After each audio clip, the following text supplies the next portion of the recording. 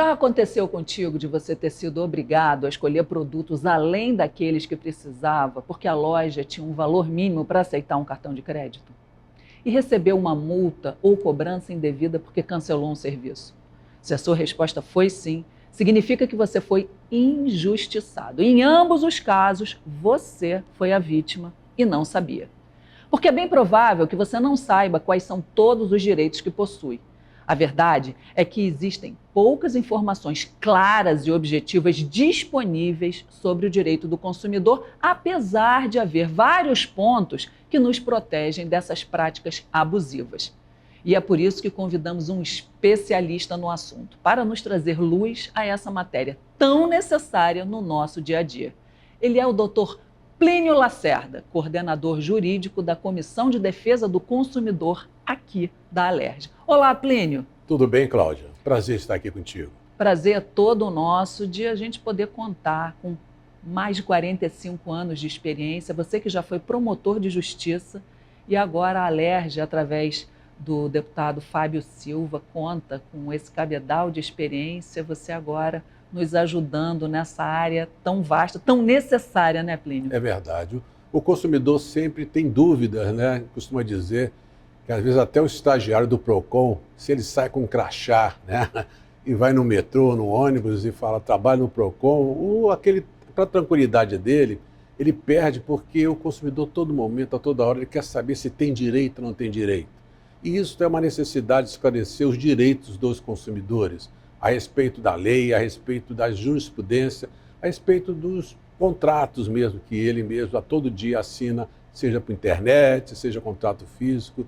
E, então, está de parabéns para esclarecer isso, o direito dos consumidores. Você trazendo isso me faz lembrar que advogados, médicos e você também, quer dizer, especialistas em direito do consumidor, jamais ficam sozinhos numa festa, né? Isso é verdade, né? Eu costumo dizer, a gente costuma dar aula, e aí anda de terno, pega um voo. Uma vez fui para Belém e uma pessoa me perguntou, o senhor trabalha com o quê? Eu falei, olha, eu trabalho com consumidor e aquele nosso cochilinho, né, do Rio a Belém, eu não consegui, porque essa senhora falou, em 1940 eu nasci e tal. Hoje eu estou um pouco mais esperto, né? Então eu falo assim, olha, eu sei consumidor, mas na verdade precisamos ter um tempo maior para esclarecer os seus direitos, porque seja na questão bancária, seja na questão do transporte, seja na questão da telefonia ou da internet, a todo momento estamos contratando e precisamos saber do nosso direito como consumidor. Plínio, me chama muita atenção porque há uma lei que reza que todo estabelecimento comercial tem que possuir o livrinho ali, e ele fica à mostra, inclusive, né? Faz parte da regra da lei. Acontece que nenhum consumidor, nós, eu propriamente, o nosso espectador, ninguém chega dentro do estabelecimento quando se sente injustiçado, lesado e busca ali a lei, a dura lei na hora. Então aquilo é uma figura que me parece ser meramente ilustrativa, né? Só para que a pessoa realmente se sinta protegida. Realmente é bom ter aquilo para nos lembrar que nós temos direitos. Mas na prática, o consumidor é extremamente lesado quando há as microletras do plano de saúde e das outras, eu poderia ficar aqui falando as inúmeras vezes onde nós assinamos contratos que são chamados pelo senso comum de leoninos, mas não são, porque eles estão ali, na verdade, descrevendo o que vai acontecer, né? Mas as pessoas não leem. Como que você consegue sair dessa enrascada e não ficar preso nessa armadilha contratual? Ô, Cláudia, a ideia é até interessante. Quando a lei federal exigiu que cada estabelecimento comercial tivesse à disposição do consumidor um exemplar do código, é justamente para naquele momento ele pudesse ali interagir com o fornecedor e demonstrar que aquela conduta que está sendo feita, por exemplo, um produto com dois preços, né, dois preços no único produto, ou mesmo uma oferta que está divergente daquilo que está no próprio produto, ele pudesse ali conseguir buscar um acordo com o fornecedor. Mas, na verdade, isso não acontece. O PROCON até multa o estabelecimento que não tem um código. E aí vem a segunda questão da ideia do legislador. A do legislador foi coibir os abusos. Então, o código exige, por exemplo, que possamos ter cláusulas contratuais com limitadoras de direito, mas elas têm que ser destacadas. Essas cláusulas hoje, por exemplo, nós temos aqui uma questão envolvendo um banco em que faz o empréstimo para pessoas aposentadas e ele, após confeccionar o contrato, ele faz um chamado TCLE, que é um termo de consentimento livre, esclarecido, e alguns até pedem para juntar uma fotinha para dizer que a pessoa está ciente daquele contrato. Quando, na verdade, não é isso que acontece. As pessoas firmam um contrato sem ter conhecimento do que é melhor para um contrato, se é uma tabela price, sistema saque, sacre, qual é a diferença disso? Ele não tem essa ciência, na verdade, ele não é esclarecido. Porque a pessoa praticamente tem que se formar em direito para poder assinar um contrato, não é? Porque, na verdade, por isso que ele chama de vulnerável juridicamente, porque todos nós somos vulneráveis, né? Será que nós sabemos realmente a questão da cláusula SAT, a questão envolvendo a necessidade? Eu lembrava que no passado nós tínhamos um problema com o stent, né? Porque para os planos de saúde o stent era uma prótese, e prótese estava excluída no contrato. E, no meu entendimento, prótese é aquela questão que perdeu uma perna, botar uma prótese mamária, mas aquele desobstruidor, né, utilizado na angioplastia, isso era prótese, e com muito tempo passou, então, a admitir que o plano de saúde também poderia dar esse tipo de procedimento. Hoje, o nosso, talvez, maior desafio é que as empresas hoje elas estão todas na internet, nós não temos hoje como falar com a empresa, entendeu? Você quer reclamar aonde? Nós tínhamos um problema na fase pré-contratual e contratual, mas nosso problema hoje é na fase pós-contrato. Como reclamar? Aonde reclamar? Cadê a empresa? Então hoje nós temos o IP, nós temos a empresa nas nuvens, né, fora do Brasil. Eu lembrava que quando o código foi confeccionado em 1990, nosso problema era com um ente despersonalizado. O que é isso? Era uma empresa que você contratava, mas ela não tinha uma personalidade jurídica para você acioná-la. Então você pagava o boleto, você fazia tudo, na hora de responsabilizar ela não existia. E o código dizia, se ela não existe, alguém existe. Então esta pessoa é que vai responder de forma ilimitada. Hoje não é bem assim, hoje o problema não é o ente despersonalizado, é a economia circular, são os aplicativos, né? É o book.com, é o Quinto Andar, são aplicativos como o Uber e tantos outros que afirmam que eu sou mero provedor intermediário, eu só estou intermediando, eu não forneço o produto ou serviço, mas o consumidor acredita naquela plataforma, o consumidor confia naquela plataforma que está ali. Por isso nós chamamos hoje de um fornecedor fiduciário, né? Aquela pessoa em que deposita. Então são desafios hoje para até propor uma ação, né? E eu costumo dizer o seguinte, tomara que esse fornecedor tenha alguma sede no Brasil para a gente acionar, porque se estiver na China, né, ou na França, como podemos equacionar esse problema do consumidor? São grandes desafios que hoje a gente propugna nesse sentido. Você falou nós recebemos, quando você fala nós recebemos, isso significa que a Comissão de Defesa do Consumidor, até quero saudar novamente o deputado Fábio Silva, parabéns pela escolha do Dr. Plínio, que realmente aqui sobra, né? O senhor sobra nesse cargo, nessa posição. Então a comissão da Alerj, ela recebe demandas da população e os nossos espectadores, eles têm a oportunidade, então, de se há um problema nas suas vidas privadas, eles podem se beneficiar da comissão presidida pelo deputado? Perfeitamente. A Comissão de Defesa do Consumidor, ela integra o Sistema Nacional de Defesa do Consumidor. Ela integra o Sistema Nacional e o Sistema Estadual. Então, a Comissão de Defesa do Consumidor, chamada CODECON, junto com a Defensoria Pública do Rio, o Ministério Público do Rio, PROCON Carioca, PROCON Estadual, eles todos integram um sistema de defesa do consumidor estadual. Ela, então, ela recebe reclamações, ela só não tem poder sancionador, ela só não aplica multas, mas ela tem autorização para entrar com ações coletivas, ela acata reclamações e temos um índice de satisfação muito significativo de 75% a 80% das reclamações. Nós temos aqui mês, cerca de 800 reclamações mês.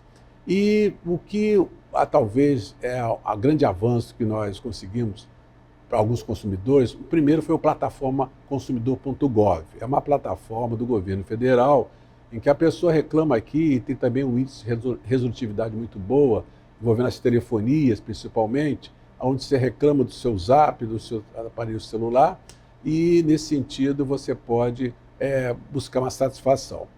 Mas a comissão ela trabalha muito com pessoas com certa dificuldade de aplicativos, com a classe principalmente C, D e E, em que elas necessitam falar. Então, nessa necessidade de falar, é porque muitas das vezes nem sempre a gente consegue equacionar uma segunda via, aperta um botão, você consegue, né? Uma questão de um atraso de um produto, tem um ícone que você tem. Mas um problema, como eu vivenciei, de um atendimento de uma senhora que comprou uma televisão da Samsung e ela não ficou satisfeita de 50 polegadas e a Samsung imediatamente deu um voucher para ela, para devolver a televisão no correio, sem nenhum ônus. Ocorre que ela mora no interior, é paraplégica, mora sozinha. Nossa. Como é que ela faz? Para levar uma televisão até o correio. Faz? Então, o atendente teve que sensibilizar o fornecedor, buscar ali um RUB, uma questão mínima. Então, são questões que não dá para você falar, apertar uma tecla e dizer assim, está resolvido. E essa talvez seja uma grande questão hoje, eu diria um grande êxito do deputado Fábio Silva em manter no 24º andar essas pessoas, são atendentes fabulosas, sabe, dedicadas. Pessoas sensíveis, né? Sensíveis, principalmente mais que pessoas idosas também, mas que elas reclamam pelo Zap. Então, hoje, você aperta o seu Zap, eu tenho um telefone aqui, depois se você puder. Por favor. Disponibilizar. Já vamos falar várias vezes ao longo do programa. É o 99854-7060. 99854-7060. Até eu já decorei. Pois é fantástico, porque você às vezes está no ônibus, está num trem, está num táxi, e você está querendo reclamar, não tem tempo. Antigamente você tinha que se deslocar e vir aqui, nós temos também um atendimento presencial no 2º andar, mas você faz sua reclamação e aí ela já inicia. E ao iniciar... Mas doutor, então sim, não há necessidade na gênese da reclamação que haja a presença? Não há necessidade. O que o próprio Zap vai exigir é o seu nome completo, os seus dados, para fins de intermediar junto ao fornecedor, né? Para dizer que está agindo em nome do consumidor, né? Porque muitas das vezes os bancos, principalmente os bancos, alegam sigilo, que não pode dar aquela informação, porque aquela informação só é dada ao consumidor. Então é necessário que possamos ter uma procuração, né, uma espécie de procuração, para dizer, nós estamos reclamando de um contrato seu e estamos buscando uma melhor forma de você resolver através de um acordo, né, uma renúncia de valores, uma repactuação para a prol do consumidor. Doutor, comparando a Comissão de Defesa do Consumidor com o PROCON, quais são as características que nos diferem? Hoje as características são características muito próprias. O próprio consumidor, tanto carioca, consumidor estadual, excelentes órgãos de proteção ao consumidor, eles primam muito mais na aposta dessa plataforma do consumidor.gov, ou seja, em que a pessoa se cadastre nesse site e através desse site reclame, ou até mesmo comparecendo a um órgão de proteção ao consumidor. Uma vez ao comparecer, também o órgão de proteção ao consumidor notifica o fornecedor, dá o prazo de 10 dias, que hoje foi majorado para 20 dias, e caso tenham demandas identificadas ali, repetidas, ele instaura um processo administrativo sancionador. O que é isso? É um processo que objetiva dar uma sanção ao fornecedor, via de regra uma multa, pode ser uma interdição, até uma contrapropaganda. No caso nosso, da Codecom, o objetivo é tão somente conciliar. Até nesse sentido, nós temos o chefe do deputado Fábio Silva, o doutor Márcio Matos, ele prima que a resposta seja muito rápida. O consumidor reclamou, em 5 dias no máximo, busque dar a resposta. Isso foi algo também difícil de sensibilizar os fornecedores e dar uma resposta em 5 dias. Porque até então eles respondiam através de seus advogados. Então eu recebi uma notificação, falei, eu vou mandar para o meu advogado. Não precisa mandar para o seu advogado. É simplesmente saber se pode ou não pode. Porque caso não seja possível, nós não vamos aqui multá-los.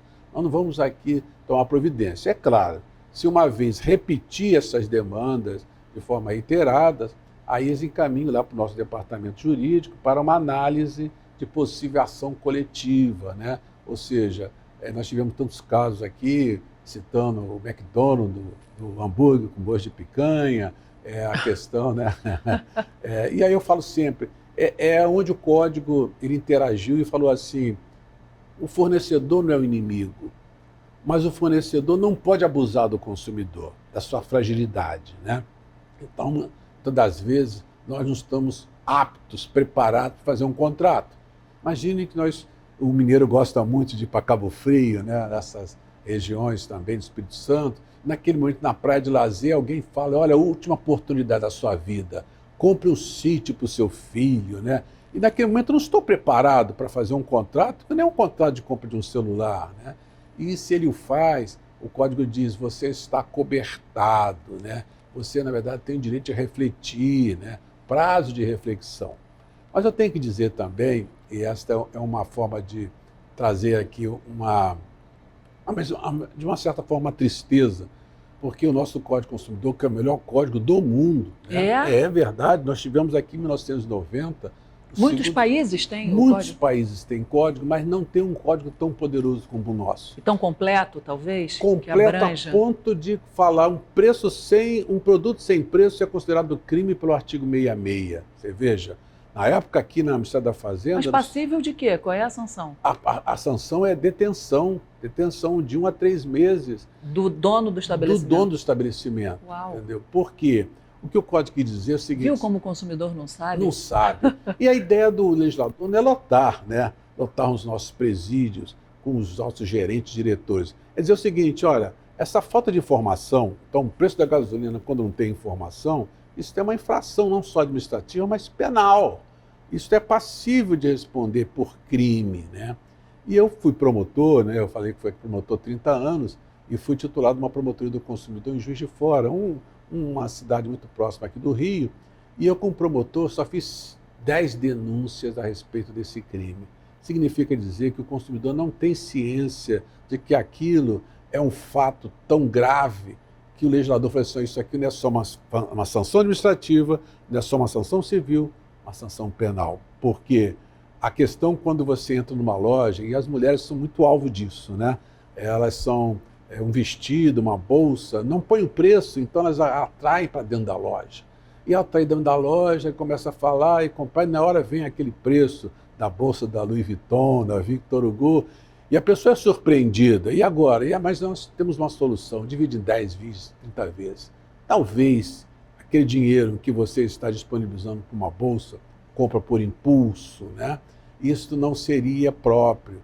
Então o código diz, põe o preço na vitrine, porque eu avalio se eu vou adentrar. Porque uma vez adentrando na loja, tem casos que eu entro, eu fico sem jeito, porque o vendedor conhece meu nome, ele conhece meu número, ele sabe o que eu gosto, mas aquele mês talvez não fosse o mês que eu vou ter que dar um presente, eu vou participar de padrinho de casamento. Então, se eu conseguisse ver o preço com a forma antecipada, diz o legislador do código, por isso que tem que botar o preço. Se você não colocar o preço, você responde. Aí os estudiosos falam assim, não, mas Plínio, falta de preço é aquele, vamos dizer, aquele lojista que sabe que tem que botar o preço, como de joias, e manda, não coloca. Ele age com dolo, vontade, ânimos. Então, esse cara deve responder, né? Mas vamos analisar aqui, Plínio. E a pessoa que esqueceu de colocar o preço? Aquele dia, muita coisa. É justo? Responde por crime. E diz o artigo 66, parágrafo 2º, se o crime é culposo. Culposo que significa que você negligenciou é culpa, nem assim ele alivia o fornecedor. Ora, mas se a nossa norma é tão rígida, inclusive quanto às publicidades, né? Nós temos algumas publicidades que são criativas, mas elas são autênticas publicidades enganosas, né? Eu não digo aquelas falsas, mas eu lembro uma vez de uma construtora que anunciou no outdoor, para que você venha para o meu empreendimento, e tinha uma piscina, e tinha um nadador olímpico nadando ali naquela piscina. Que sugeria o tamanho da piscina. Isso que mesmo. Não é um tanque, né? Um tanque, nadador olímpico. É justamente isso. E quando foi entregar, era um tanque, né? E a pessoa, mas você queria que o seu filho fosse nadador olímpico? Não, eu queria só, pela tua disposição da área, a piscina olímpica, né? Então, isso tudo não é uma publicidade criativa, isso é uma publicidade enganosa. E o artigo 67 do Código diz assim, fazer ou promover publicidade que sabe, ou se não sabe, deveria saber enganosa, é crime. Ora, mas se é crime, por que todo dia, toda hora nós temos essas publicidades, né?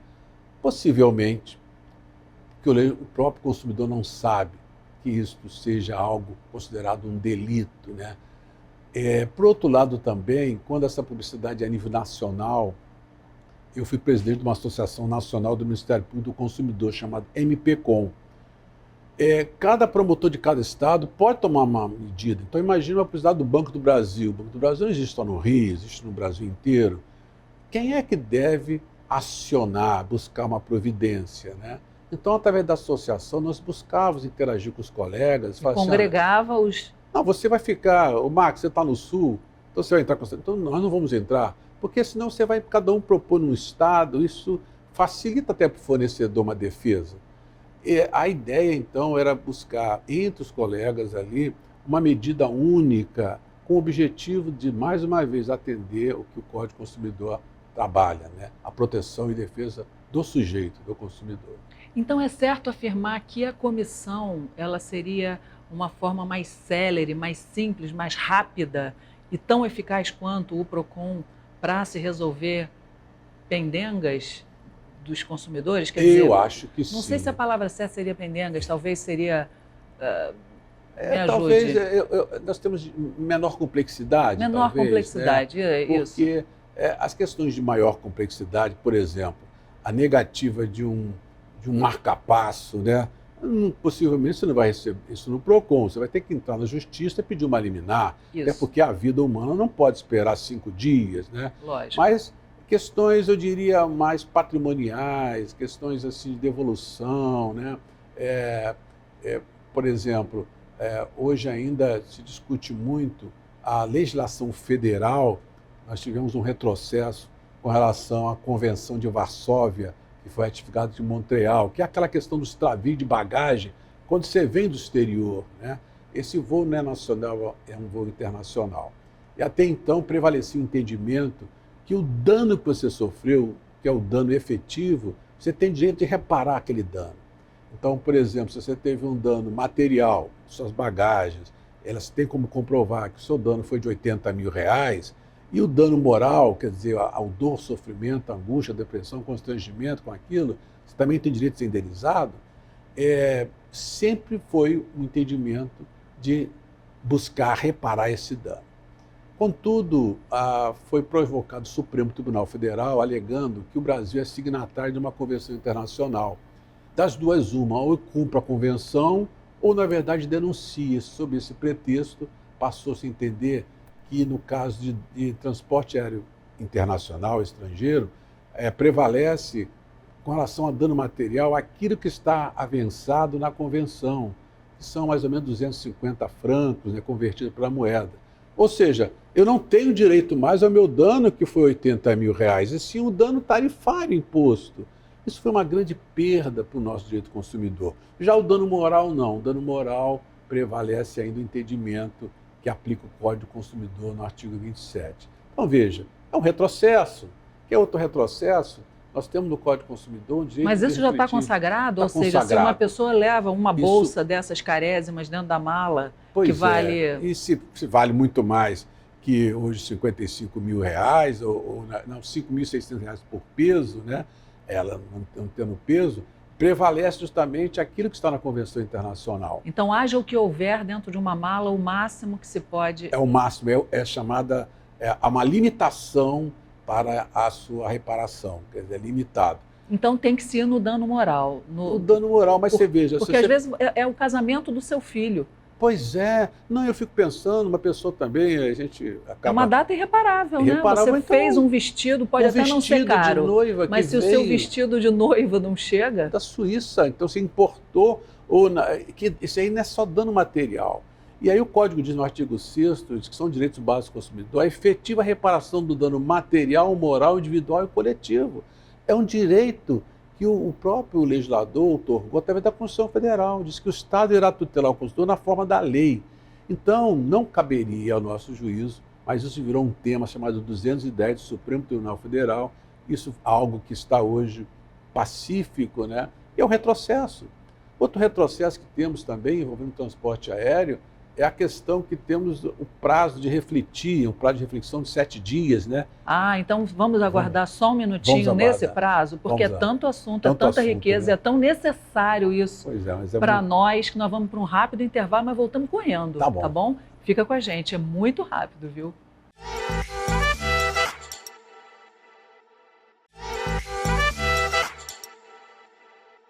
Estamos de volta com a Alerj Entrevista, já querendo entrar no assunto, no artigo 49, que nós estávamos com o Dr. Plínio nessa rica entrevista. O senhor, por favor, continue aqui, porque nós tivemos que fazer esse breve intervalo, mas voltamos correndo. Pois é, a ideia do legislador em 1990 era, mais uma vez, evitar que o consumidor comprasse por impulso, né?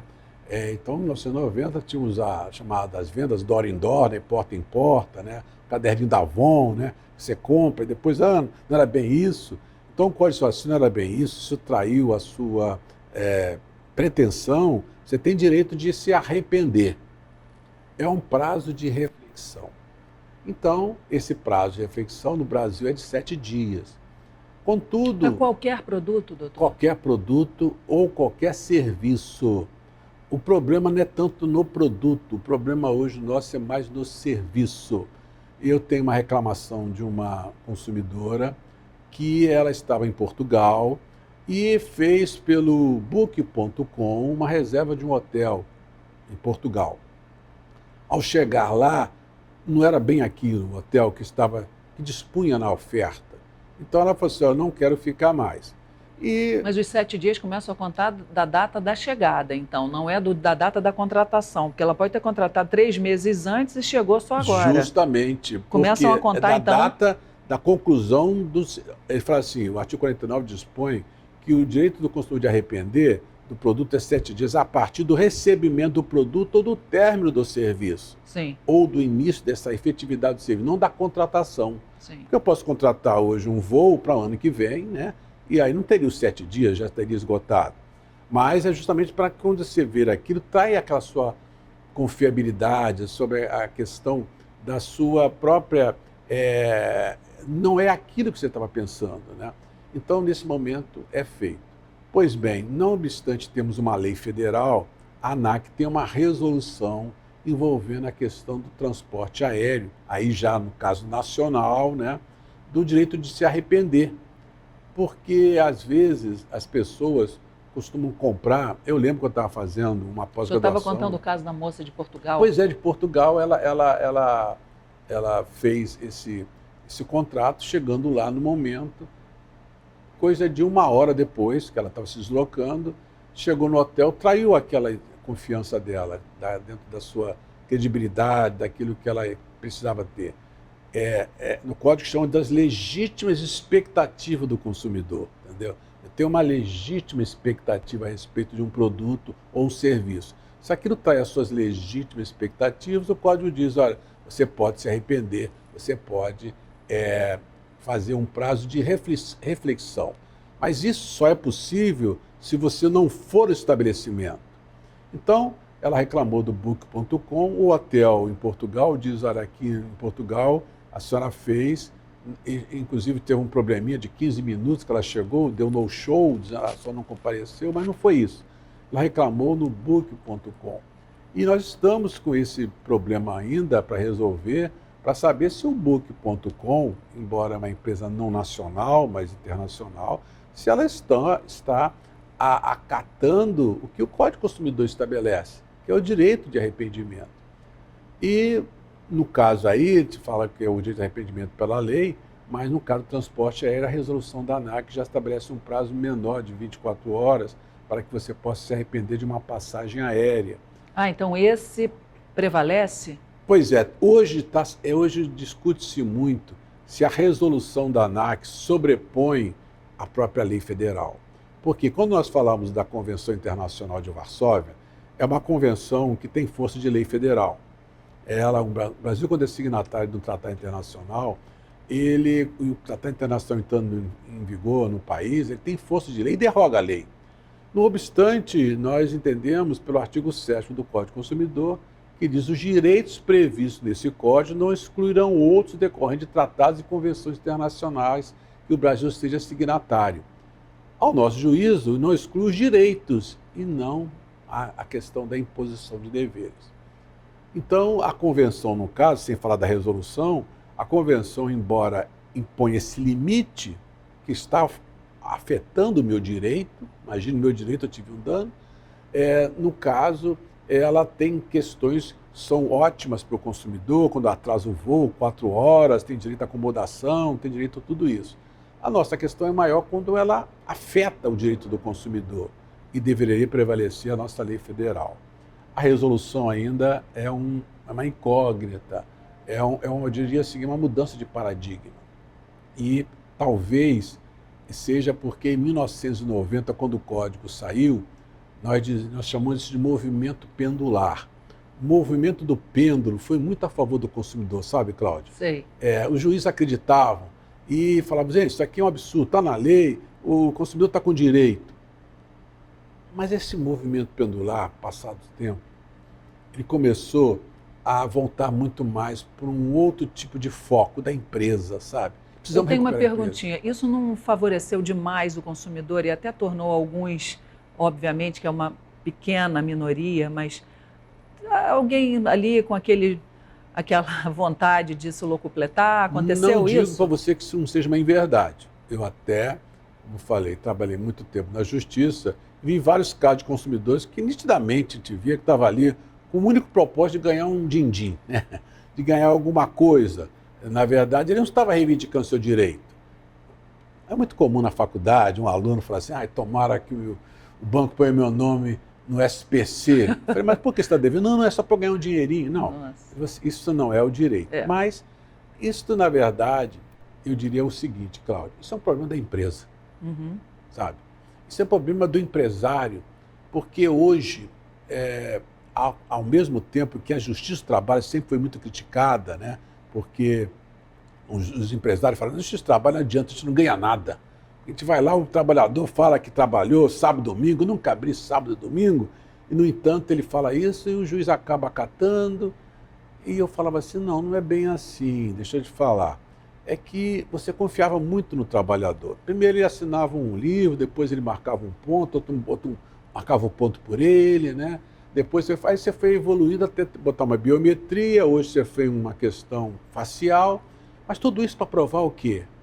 A má-fé do empregado. E se eu reproduzir para o consumidor, eu vou dizer para você que isso também é uma questão assim, de reflexão. Durante anos e anos, a empresa sempre vendeu como sempre foi. Vende o produto na caixa fechada. Você vai na loja americana, Magazine Luiza, qualquer loja dessas, casa e vídeo, e você quer comprar um liquidificador, você vê o liquidificador lá, você pega um código de barra, vai no caixa, paga, vai no expedidor, ele dá o liquidificador na caixa fechada e você leva. Possivelmente no transporte, às vezes ele deixa cair e o copo racha. No outro dia ele volta e fala assim, olha, eu comprei aqui ontem, ao consumidor de má fé. E o que fazer? Vai para a justiça. Coisa tão boba, né? Outro dia eu fui comprar na Fest uma televisão, e quando eu comprei a televisão, o rapaz estava tirando da caixa. Eu falei, não, rapaz, eu vou levar na caixa. Não, o senhor vai levar. Só vou testar aqui se está funcionando ou não. Eu falei, parabéns. Certíssimo. Certíssimo, esse é o seu dever. Mas ainda assim eu não pude aplaudi-lo. Porque quando eu aplaudi, ele botou na caixa e me entregou. Ele esqueceu de colecionar uma prova inequívoca da minha má-fé, que se eu coloco assim, ok, testado na frente do Plínio, e ele que é vendedor, porque tem vários vendedores na caixa, testado, isso é uma prova material. Se eu entro na justiça amanhã dizendo que eu comprei a televisão já estava quebrado, ele está junto à nota, essa assinatura é dele. Estou tentando dizer para você, Cláudio, são coisas mínimas que a empresa até hoje, ela procura vender, num risco. Entendi. Num risco. E eu continuo, outro dia fiz uma entrevista com um grande professor aqui do Rio, Renato Porto, e eu dizia que eu preocupo muito com essas publicidades, que estão um erro na publicidade. Já viu isso, né? A pessoa anuncia por uma coisa, eu me lembro que tive um aluno que ele morava em Petrópolis e fazia a FGV em Juiz de Fora. E ele me deu um exemplo da questão da oferta, né? Olha, negócio da oferta, a oferta vincula, a oferta obriga. Ele dizia que saiu de Petrópolis para comprar uma geladeira que estava casando, que ele sabia que custava R$5.000 e estava anunciada por 3. Ele achou isso fantástico. Aí chegou um dia antes, hospedou no hotel. Na hora que foi comprar, tinha uma placa na geladeira, apesar do cliente, desculpa o incômodo. A geladeira saiu com erro na publicidade. Não custa 3, custa 5. Mas E ele me pode indagou. isso? Pois é, ele falou assim, e aí, como é que fica, Plínio? O que você acha? Eu falei assim, olha, eu não acho nada. Eu Vamos acho que ao você tem que ler código. o 35 do código, dizendo assim, o fornecedor de produtos e serviços recusar o cumprimento da oferta da mensagem publicitária, o consumidor poderá exigir alternativamente sua livre escolha a execução forçada.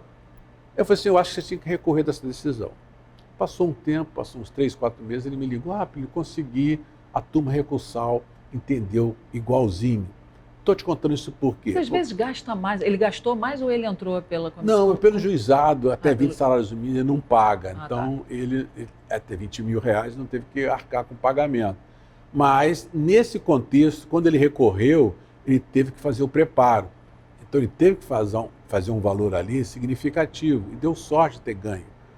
Mas hoje, como eu estava falando, hoje se fala muito o negócio do pêndulo em a chamada demanda predatória, sabe?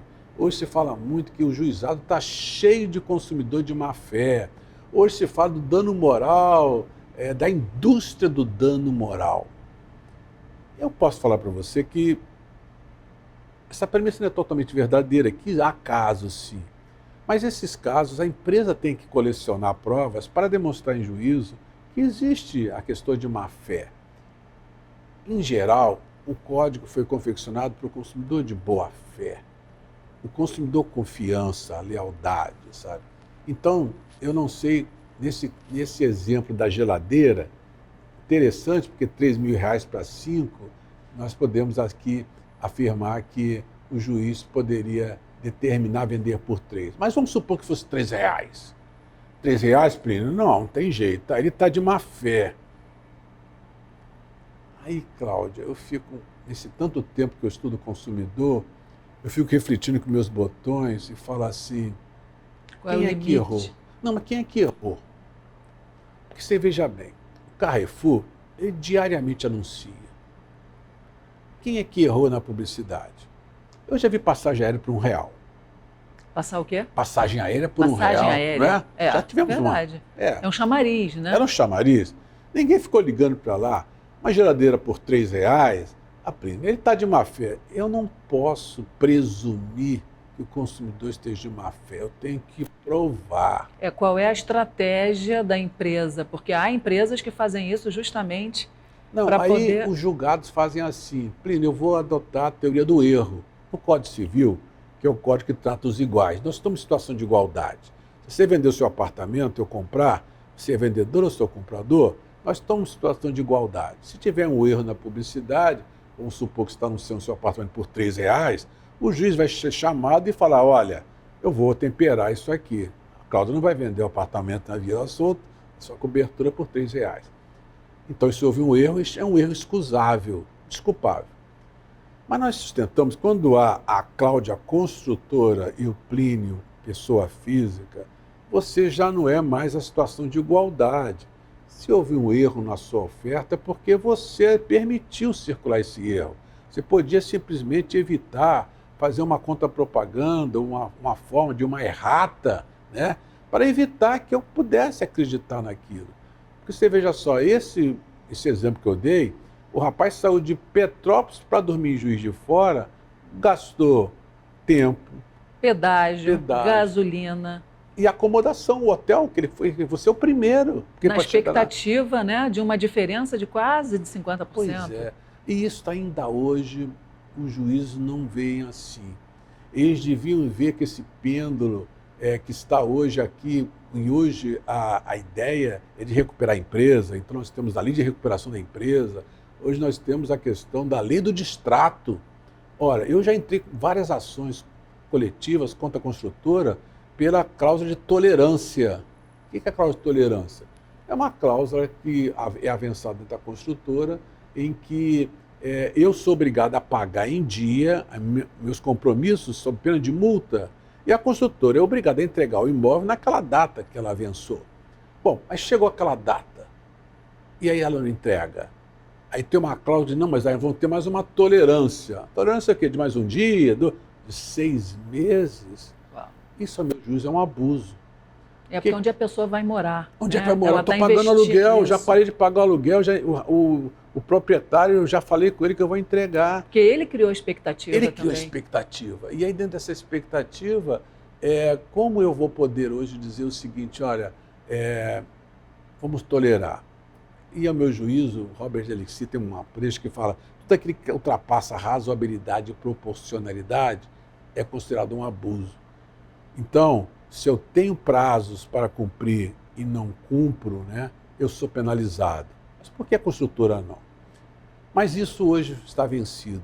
Nós tivemos uma lei, né, chamada, equivocadamente, mas chama lei do distrato, que todas essas questões do corretor, se paga por fora ou paga por dentro, hoje tudo isso está definitivamente alinhado numa lei. Mas outras questões ainda não estão. Voltamos a falar do turismo, voltamos à questão aí... Quem são os campeões dentro da comissão? Os campeões hoje... Telefonia, eu Telefonia é um ranking bem elevado. Viu? As concessionárias? Concessionárias de serviço público também e os contratos bancários. Há uma questão grande hoje... De quê? Dos empréstimos? Dos empréstimos, e às vezes nem é sempre pelo fornecedor bancário, e sim uns chamados terceirizados, chamam de pastinha, né? São aquelas pessoas que intermediam e não informam, às vezes, o que é um consignado, não informam, às vezes, a forma do preço, ou então mesmo a questão do financiamento bancário. E vocês estão com quase 80% de taxa de êxito dentro... 75%, 80%, Uau. depende de cada mês, porque... Que equipe, hein? Equipe muito boa, a equipe é uma equipe que... Além do senhor e do Márcio? Não, além o Márcio é o chefe de gabinete, né?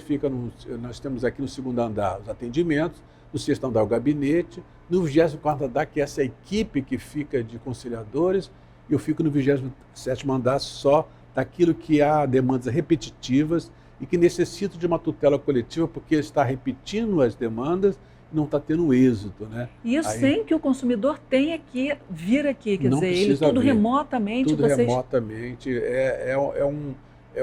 e principalmente durante a pandemia, foi que até então o atendimento era pessoal, né? Nós tínhamos na antiga sede. E aí com a pandemia tínhamos 0800 também. Mas o Zap para mim foi a grande questão vitoriosa, porque o acompanhamento que é feito, e aí também o doutor Márcio, ele fica lá vendo, se passou mais de 5 dias, 6 dias, não pode passar. Era isso que eu ia dizer, quer dizer, você ainda tem o compromisso com a celeridade, ainda existe isso. Justo, porque isso foi também um processo para demonstrar para a empresa, e eu tive que várias vezes sentar com vários diretores da empresa, e falar assim, olha, você não precisa gastar dinheiro com advogado, para uma demanda aqui do CODECOM, do PROCON, o senhor precisa. Porque possivelmente essa demanda, se ela se converter num processo administrativo sancionador, o senhor pode ser multado em um faturamento da sua empresa. Então, aqui basta saber se é possível ou não é possível. É claro que a questão da sensibilidade, depois a gente faz uma carta, o deputado faz uma carta de agradecimento, a empresa que conseguiu colaborar com o consumidor, né? Isso tudo vem de um discurso na década de 60 de John Kennedy. John Kennedy, em 62, dizem as pessoas mais próximas, que ele tinha um grande assessor e falou assim, presidente, o senhor já percebeu que cada eleitor é um consumidor? Se o senhor agradar, então, o consumidor, você está agradando o eleitor. E foi daí que Kennedy fez 4 princípios básicos. O da informação, a questão da direito de liberdade de escolha, de indenização e o principal, o direito de ser ouvido, que criou o SAC, Serviço de Atendimento ao Cliente. Uau, então o SAC, a origem dele... Justamente... Remonta a Kennedy? Remonta a Kennedy porque, até então, eu até estive visitando lá a Consumer Union, uma das grandes associações do consumidor, que teve origem em 1936, quer dizer, antes de 60, mas estas associações, elas reivindicavam algo que buscava um equilíbrio no consumidor. Foi John Kennedy que, em 62, falou, olha, no meu governo, as empresas buscaram atender o consumidor, dar o tratamento, ouvir o consumidor, der a liberdade de escolha e, principalmente, indenizar, independente de processo, né? Essas empresas vão gozar de total apoio. E aí surgiu em 85 na ONU, né, dizendo que o consumidor é a parte mais vulnerável, e o nosso nossa legislação aqui no Brasil, em 88, a Constituição Federal dispôs que o Estado irá tutelar o consumidor na forma da lei. E surgiu a lei em 1990, que é um código muito bom, muito bem elaborado. Você falou da ONU, me lembrei, nós estávamos falando lá no primeiro bloco sobre quantos países possuem a Lei de Defesa do Consumidor. Quais são? Você saberia dizer assim? Talvez mais fácil seria dizer os que não têm. Pois é, eu tenho que te fazer também a referência, porque é o seguinte, em 1990, o Brasil, então, ele teve também uma faculdade, a primeira universidade, a Gama Filho. Olha. A Universidade de Gama Filho introduziu no seu quadro a cátedra chamada Direito do Consumidor.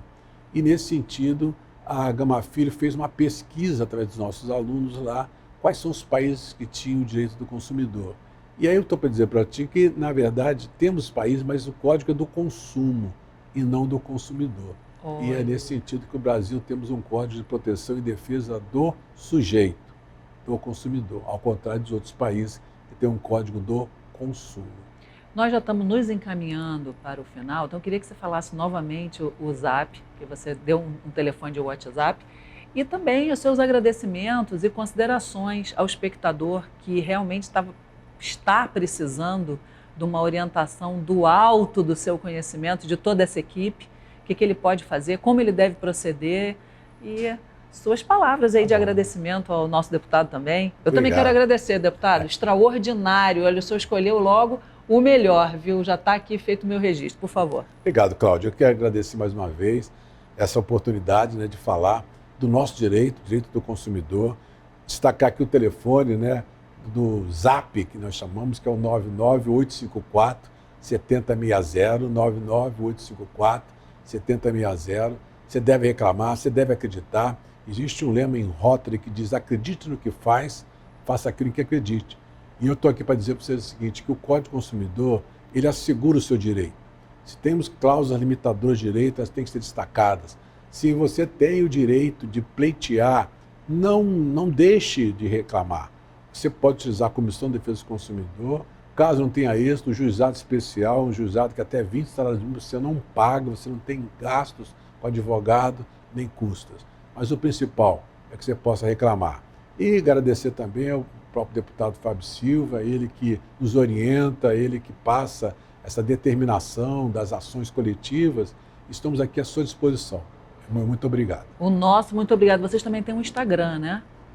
Eu tenho o Instagram, que é o meu nome, Plínio.Lacerda, que também pode ser seguido ali.